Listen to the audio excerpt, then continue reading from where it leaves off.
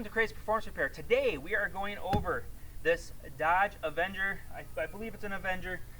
We have an axle that has popped out because the ball joint has come out of its socket on the steering knuckle. So we're going to go ahead and go over how to address this issue if this issue ever arises for you. This is kind of an interesting one. The damage on this particular vehicle is definitely minimal compared to most when this situation happens. So let's go ahead and get started.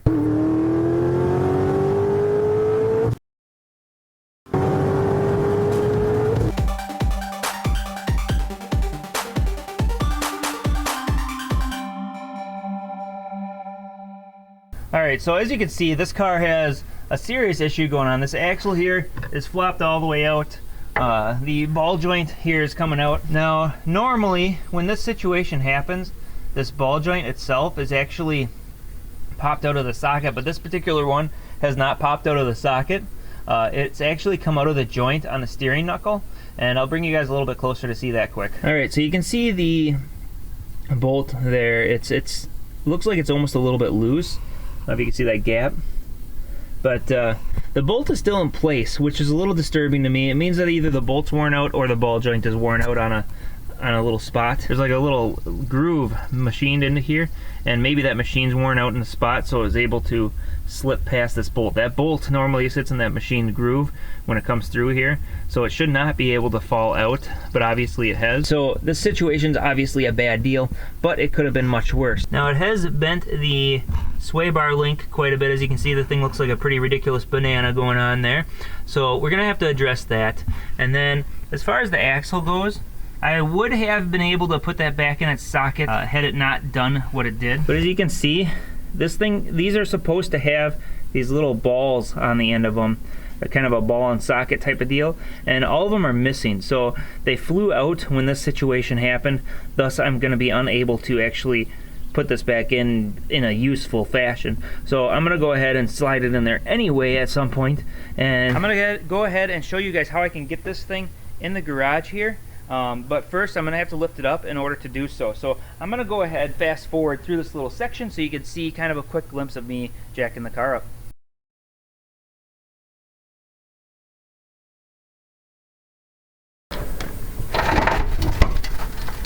Ooh, I don't like that. Oh boy. Alright, well, we certainly have to address a little concern here. I started lowering the jack. I'm actually going to go ahead and jack this up a little bit quick. But I started lowering the jack, and I have a serious issue. It was crunching where I put the jack stands. Now, where I put the jack stands is actually on the subframe or K-member of the vehicle. Some people call it the K-frame, K-member, whatever. But it's basically the subframe of this particular chassis. And what happened was the thing started to collapse. It's rotted out very badly. So I'm going to take you guys down there. We're going to take a look at it. I'm going to show you what I'm up against. If you run across this scenario, I'll show you how to address it as well. But at this point, I can't even do anything with the suspension until I address finding a better place to put the jack stands. So we're going to take a look underneath after I jack it up a little bit more, and we'll go from there. Okay, so you can see the frame here is quite rotted out. I mean, there is nothing left of that thing. In fact, this car is pretty much unsafe. And if I move over to here, you can see that's where it bolts up to the body. But surprisingly, the body is actually in pretty good shape. You see this little bolt hole right there, right in the center of the screen? That bolt, or that support there, that's actually a main support for the steering rack. And both of them, there's one over there as well. I don't know how well you can see that, but it's obviously not supported well at all. So this car is literally unsafe for the road in its current condition, and this is absolutely going to need to be addressed. Here's the other support where it goes into the body, but look at the body. The body's in great shape. It's kind of interesting to see that the body is in such great shape. Now, this is the pinch weld of the car, and it's actually not too bad, but it is a little rusty. There's a rotted spot right there that would definitely poke through if I poked it hard enough. But this is an issue I have to do something about. Now you can see where my jack stand was and where it just pushed right through here. Oh my gosh, look at that. That thing is just horrible. Holy crap. This car is completely junk. I'm gonna have to get him a new frame, but I'm still gonna go ahead and address getting the thing so I can move the car, because obviously I can't leave it in my driveway in the way. I won't be able to get any work done like that. So I'm gonna go ahead and get that addressed. Now, as far as putting the jack stands in a different location, since the body is in really good shape right here yet, this support rail is actually a main support rail, and this is very strong. So I'm gonna go ahead and put the jack stands under here for now. That way I can go ahead and still do what I need to do on the other side of the car. And just to give you guys a good idea of how messed up that thing has done, that tire situation, you can see that tire is turned to the right, like if the car were cranked all the way to the right. But if you look at this tire, this one's cranked all the way to the left. So obviously that situation really messes up. It makes the car go into a dead stop, and it's not even at all remotely movable at this point.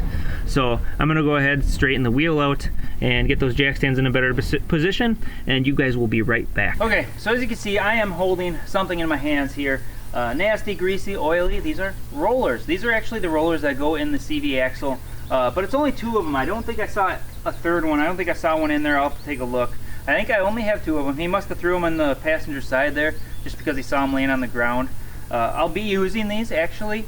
I won't be cleaning them up or messing around with them much. All I'm going to do is slide them in there so I can slide the axle in. That way the car can move at least under its own power, because without these, it most likely would just slip inside the joint there and not be able to move technically. So I'm going to go ahead and throw these in there once I get to that point. But first thing we have to do is we have to pull the wheel off, because obviously it's kind of in the way and awfully floppy right now. And with that,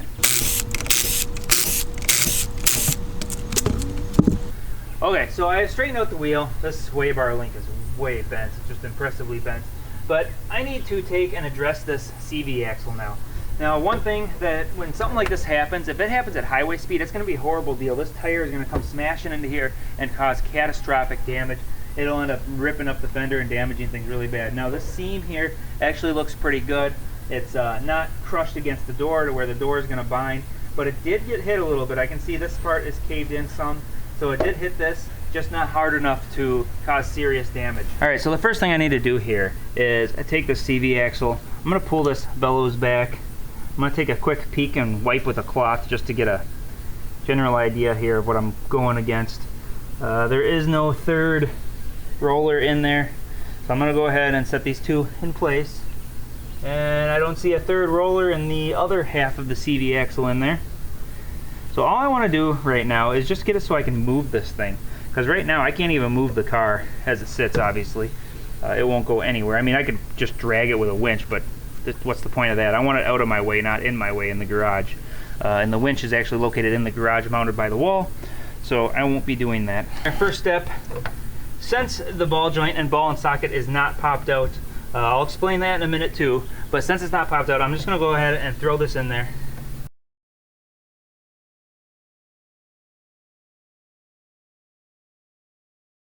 Okay, so I was trying to push this thing in there, and I ended up binding against the control arm pretty bad. So I got this little S-hook thing. I'll try and find it and throw a link in the description below.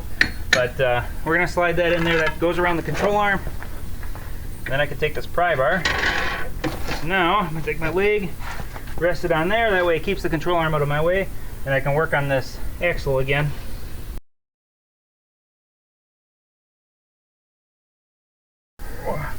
Turning the wheel again.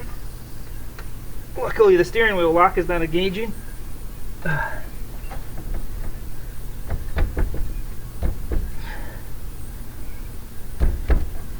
Okay, so I got it started in the hole, and I actually see what happened. So that bolt that was in there, it rotted away. And I'm going to pull the head of the bolt out in a minute, but I should be able to push that joint, that part of the ball joint, back into the steering knuckle, because it's rotted away and it's gone. It's just missing from the area, and that's why it was able to fall out in the first place, which kind of makes sense considering the subframe is so rotted away on this car. So I'm gonna go grab a hammer quick. Okay, that's in there.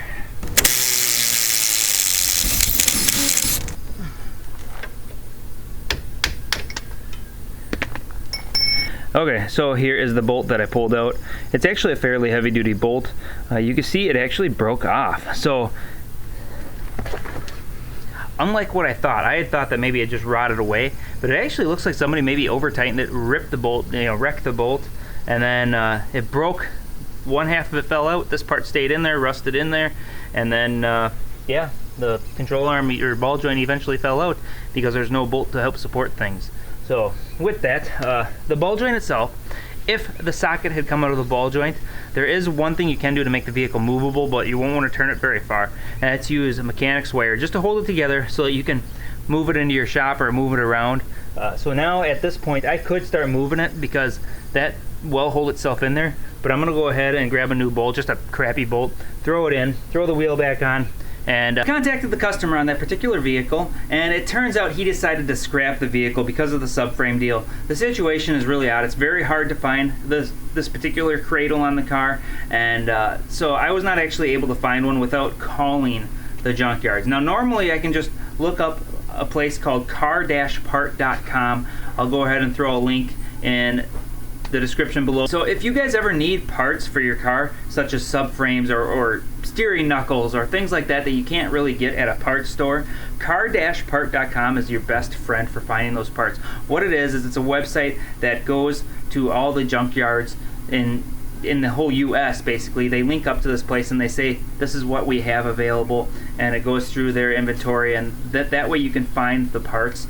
This thing didn't show up anything available, at least not for that specific year, so it's a 2009. So what I did is I contacted the customer, and I'm just letting him know here's the situation, and he's gonna end up scrapping. I'm pretty confident he's gonna end up scrapping the car just because we can't find the part, and the car is really not worth much considering the circumstances, how much he's gonna have to spend. He's kind of low budget. He doesn't have the money to pour into a frame, especially something that's hard to find, one that's not rotted away like it is. And so with the subframe situation, it's probably going to be like either I have to build a custom subframe.